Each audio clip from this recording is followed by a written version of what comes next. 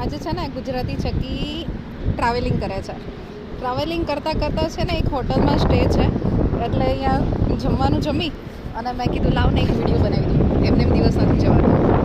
હવે છે ને એક કેવી વાત છે ખબર છે, કોઈ પણ જગ્યા ઉપર તમે હોય ને, કોઈ રણ હોય કે કોઈ પણ જગ્યા છે, અને એ જગ્યા ઉપર જો તમે સારા સારા વિચારો કરો ને તો તમને છે ને એ જગ્યા છે ને એ સ્વર્ગથી પણ રળિયામણી લાગતી હોય છે.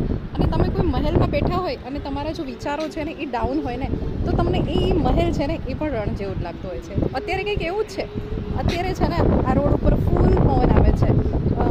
ટ્રાવેલિંગમાં હું ને મારા ભાઈ બંને છીએ, પણ છતાં છે ને આ મને પ્લેસ છે ને એકદમ આમ કેમ એક અલગથી લાઈફ કેમ મહેસૂસ થતી હોય એમ આઝાદ પરીની જેમ હું અત્યારે ફરું છું.